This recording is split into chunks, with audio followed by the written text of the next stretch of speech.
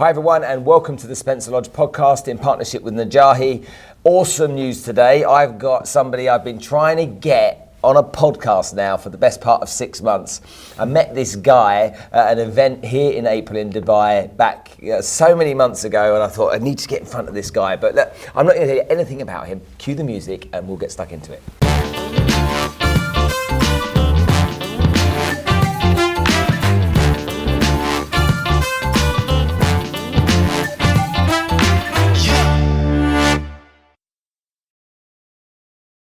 So first of all, Kane, thanks very much for coming and joining us on the podcast. Pleasure. Thank you for having me. I've watched your work. I've seen what you do. I even asked my buddy Tony Robbins about you guys, and he was like, "Those guys are dynamite." His big raucous voice. Yeah, that's a good. Yeah, my hands quite honest. Yeah.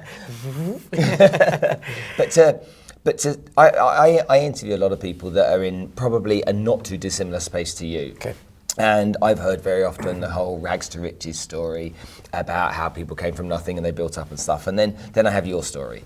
And your story is, okay, we weren't rags to riches. Our life didn't suck, Right. you know, our life didn't suck. But there were some real key things in your life from a mindset perspective that I think are really interesting to share. So maybe you could just tell that story a little bit so that the audience can understand. So this is one of the reasons, we do a lot of work with Tony Robbins, Richard Branson, Robert Kiyosaki, because we have a very different story than most people. And I say we, meaning my wife and I, who teach together, and we even have a little bit of a different story ourselves. So I came from actually a very wealthy family, which everybody hates when they hear that, like, oh, you know. But I grew up in a family where we had a lot of money, but everybody was very unhappy and unfulfilled. And so I learned very early on, money wasn't going to create fulfillment. And I think a lot of people that come from, difficult backgrounds or poorer families, they have this kind of dream that money will fulfill or make a difference. Now, everybody enjoys having the options with money, and we all want to make a big difference, and we all want to have successful businesses and financial lives. But I was just very clear early on, it wasn't going to bring the inner peace, the fulfillment. So I knew that it was just going to be a game to play to be able to have options to do more things. And what I love about creating wealth is it just gives us more options. Hey, if we want to go build schools for people, or if we want to help people, or if we want to donate things or do charities, or if we want to launch partnerships, we can just do it because we have the wealth. But we know that inherently the happiness and the fulfillment is going to come from within and come from our relationships. So what happened was I grew up in a family where my father was a very traditional and conservative financial officer, and I wanted to be a musician. And in my family, it wasn't an option. You were either clash, big time. Yeah. You're either a doctor or a lawyer or a banker or something that has to do with money, right? And I didn't want to do any of that. I wanted to be a musician. And my dad used to say, "There's no money in music, so figure something else out." But I didn't. I kept going, and I wanted to kind of prove that I could. And by a teenager, I was performing all over. I became a record producer for Sony Music, and I was working on all sorts of great artists' work, like Mariah Carey and Joe Satriani, and ended up working with Celine Dion and Beyonce and Destiny's Child. But around 20 years old, Napster came along and it destroyed the music industry, and I found myself $40,000 in debt, sleeping on a friend's couch in San Francisco, after having all that career and background. And it dawned on me two things. One is, I had come from money and I still had never learned how to create it. So I realized it doesn't matter whether you come from money or whether you don't come from money. Nobody was learning how to create businesses and really create wealth. No one was ever learning it. Robert Kiyosaki, of course, says this, where he says, traditional education doesn't teach us how to manage money. Now, I don't teach people how to manage money per se. I teach them how to take their ideas out to the marketplaces and grow businesses, right? But I realized that was the first thing that no one had ever taught me. The second thing is it didn't matter how good I was or how successful I was. If I never learned how to actually turn into a business, I was never going to create the wealth. So these things started to become alive in my head, and I said, well, I need help. And of course, being a man, it's the last thing you want to say is, I need help, right?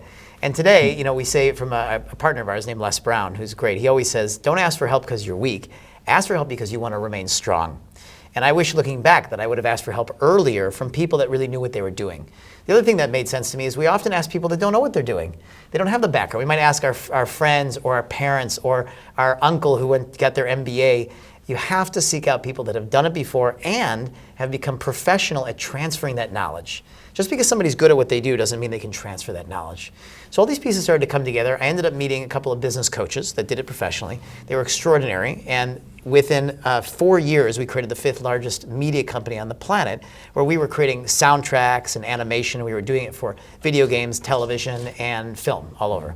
And we ended up working with people like Steven Spielberg and George Lucas and all these great people.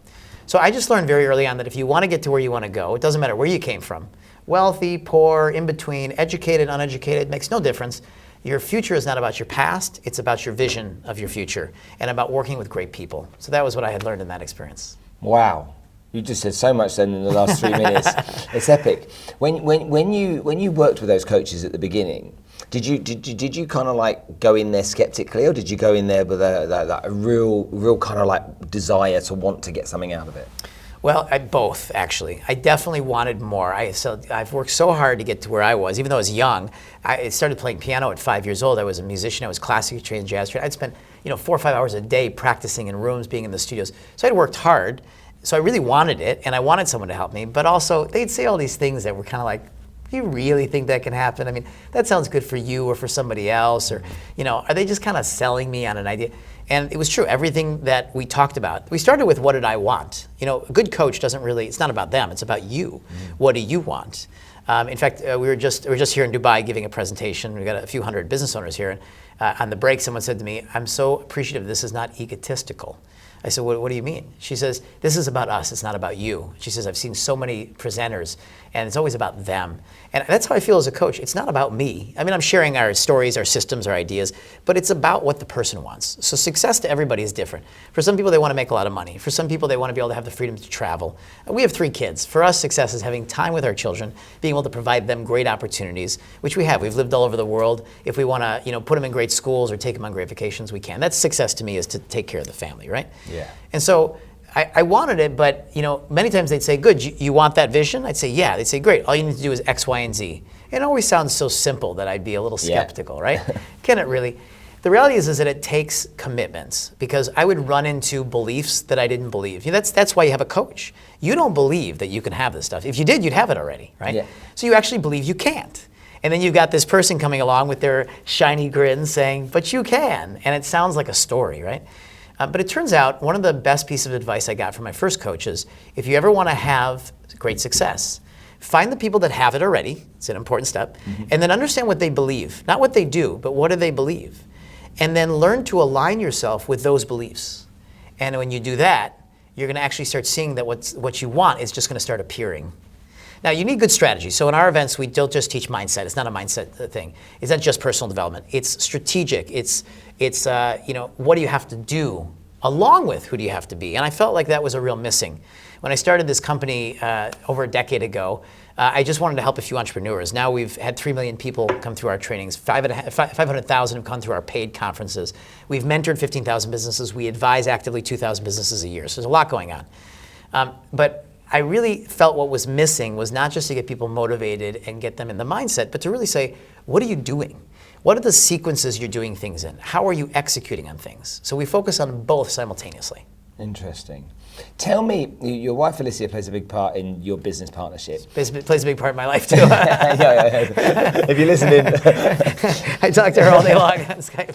I wake up and she's like, good morning. I'm like, oh, hi. The dynamic and the challenges that brings, working as a husband and wife partnership, but also what are the benefits that partnership brings to your audience? So first of all, she's brilliant, and I love that. And she's brilliant in totally different ways, which is very important. First of all, I'm American, as you can tell. She's from Italy, so she's European. And when I met her 7 years ago, she didn't speak any English. So she's incredibly fast integrator. She grew up in a Swiss school, so her second language was German. And she spoke 5 languages when I met her, and English was her 6th. So in 6 months, she learned how to speak English and go on stages and lecture with me. Wow. So her time to understand and get feedback and integrate is brilliant. She's absolutely brilliant. I won't even start to go on how beautiful she is. That's a whole other conversation. Yeah, she is beautiful. So she's dynamic, but most importantly, she is unstoppable. And she's a brilliant mother. She's a brilliant partner, wife, and she's a brilliant leader. And she's got a great story, which I won't share with you now because it takes some time. But she ended up in a very difficult situation where she learned she couldn't be the only person making all the decisions in her business. When I met her, she had the largest tourism company in Italy.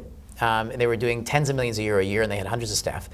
She had built 6 other businesses outside of Italy, and she had also had them systematized. So when I met her at an event in Italy. She was sitting in the conference, because all great business owners know, no matter how good you are, you got to keep learning and immersing yourself in training. And so she met me at the event there. I fell instantly in love with her. And within a few weeks, I asked her to move to Australia, where I was living. And she could, within about 2 months, put CEOs and executives into place wherever she had stuff in, and she left. She left all of her business, and they just ticked along and ran. And what she taught me a lot about is actually systematizing and delegating and automating, because I still had a little bit of that. I'm the one who's got to make the decisions. Controlling, yeah, right. And although I had run businesses with a couple hundred employees and had staff and executives, I was still kind of the one everybody came to for the decisions. So what she's brilliant at is, first of all, inspiring women to have a full plate, because she's got a full plate, right? 3 children. We have 3 children. She runs businesses with me. She's always, making time for us. And she's European, so I say she slows me down and she balances us out. But she's very serious about making an impact. She's very serious about women having a strong voice. She's also very feminine, and this is, I think, a big thing that she likes to stand for. I mean, she should be here telling you all this, but since she's not, when she comes next, we'll get. When she comes, absolutely. And she's a powerhouse because she's very feminine. She believes being very feminine, not having to be a man to be in business, and utilizing the power of the feminine to be a leader and influence through there. So I just love her, I adore her, and so do women who come to our events. And we invest in over 50% of the businesses that we partner with and invest in are women-owned businesses. And they just love her. She's one of the highest paid women speakers in the world. She's sought after. She's on stages with Richard. She's just in an event with Tony Robbins. She's just brilliant. And she does it just because she really wants to impact women's lives. And she teaches them systems. So she's also very systemic, which is very unusual. It's not just about motivation for us. It's about what are the systems you have to learn and what do you have to take on so you can grow. And she's Italian, which means she's probably incredibly fiery and passionate too. That's an understatement. Well, you put that systematic type approach to business, and you throw that kind of passion into the equation. Yeah. That's going to bring out the best in any recipe, isn't it? We're both very passionate. My family history is Russian, so we're okay. Very strong and righteous, right? And then the Italian, you put that together, and you get this very fiery couple. So when it works, it's awesome, right? I'm aware you've not got much time, okay, so I won't take much of your time today, okay, because you've got to get back downstairs. But I want you just to give the listeners 2 or 3 tips, okay? If they're stuck right now, they're in business, they want to grow their business, but they're not getting anywhere. They're frustrated, maybe they're in fear of a few things that exist. Maybe it's managing their cash flow, finding new clients, frustrated with the fact that social media seems to be dominating things, they don't know what to do. Yeah. Give us 2 or 3 tips that they can take from this podcast right now and just have a real good think about before they maybe meet you face to face. So everybody on the planet, every business owner I ever meet, and I meet 50,000 a year, are overwhelmed, confused, and fearful. It doesn't mean that it's controlling them. It just means that somewhere in their business they feel overwhelmed by something. They feel afraid of taking too many risks, and they're not clear about how to move things forward. So those areas of those businesses stay stuck, and other areas are growing, and they're great. The ones that are trapped by it, they're not going anywhere. But most of the business owners I meet are saying, well, I'm very overwhelmed. I don't know how to take it international. Or I don't know whether I should do my book first or should I get on social media. Or I'm spending so much time on social media, but it's not going anywhere. So they're all looking for kind of clarity and they're concerned about doing the wrong things. So I say there's 3 things that help you move through overwhelm, lack of clarity, and any fears that you have. Number 1 is immersing yourself into the best practices with people that are doing it right now.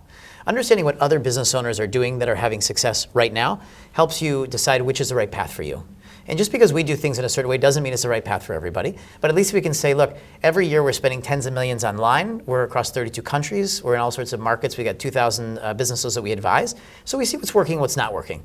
So we can say to someone, look, in your business as a coach, in your business as a physical product, in your business as a restaurant, this is what's going on really well, also trending across the world. In Asia, they're doing this. Try that. In America, this is working. Try that. If they're in the Middle East or in Europe. So we can see trends. It's very important you're getting around the best practices. Number 2, get around mentors that understand how to help you see things more clearly in your head. It's very hard to see your own blind spots. We're designed as human beings to do the best we can, but we can't reach our fullest potential alone. So when someone's outside of the system, they can see you, and in just a few seconds, I can look at someone and I can listen to them and say, did you know that you're saying this, doing this, acting like this? It's a pattern. You're limiting yourself. And they'll say, I never noticed. Or maybe I noticed, but I'd never known how to get out of it. So you have to work with someone that really understands human behavior and how to really help people move through their sabotage patterns, their fears, and the patterns that don't work for them. The third thing is I think you need to get around a community that's kicking your butt. So not just get around nice, great people. Get around people that are performing better than you, that are higher achievers. I love being around, I have a lot of professional athlete friends because they're always pushing themselves. So we're big health nuts, right? Mm-hmm. And when it comes to health and working out, I love being around athletes because they push their bodies way past what I'm comfortable with. Yeah. And I don't go quite there, but when I'm with them, I notice that I push myself even more. Raise your standards. That's right. So if we go out for a run, I'm going to run farther than I do on my own. If we're going to get in the gym, I lift more than I probably would as safely as I can. And I don't hit there, but it pushes me past my comfort zone because I'm around that. And I notice a lot of people have friends that are negative, narrow-minded, say, oh, you can't do that. Or they spend their time, I don't know, drinking beer or playing on Facebook or watching things. I mean, I get on the plane and I see people doing crossword puzzles. And not that I have anything wrong with it, but it's like, instead of that, why not writing a new book?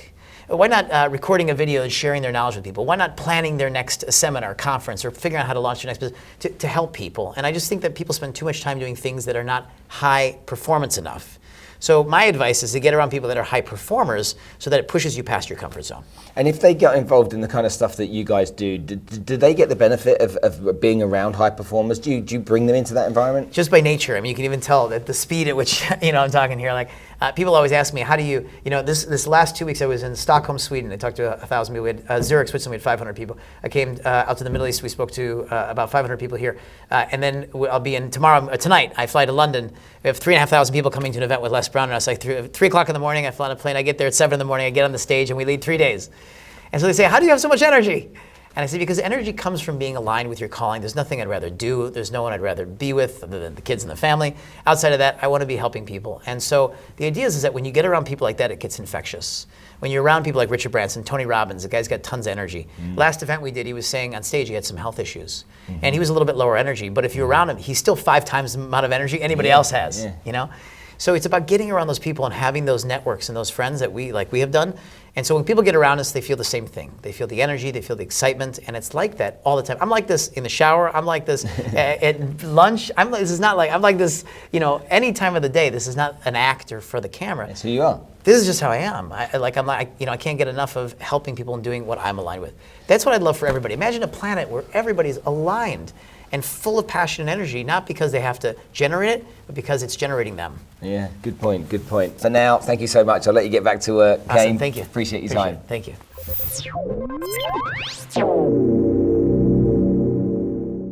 As you know, I do my best to bring great people onto this show that can share their knowledge and their experience. Kane Minkus has just laid down some real gems with us on the Spencer Lodge podcast. So make sure that you take time to listen to this kind of stuff and learn from it. But more importantly, go and take some action, because if you don't take action, you're not going to get anywhere. Right, over there, you can click if you really want to and see other episodes. But over here is where I want you to click. If you click here, you can then subscribe to the channel. And then by subscribing, you're going to get everything that I produce over and over and over again, and more people like this incredible guy here. So click there and go on, get it done. Go on, get it done now. I'll see you soon.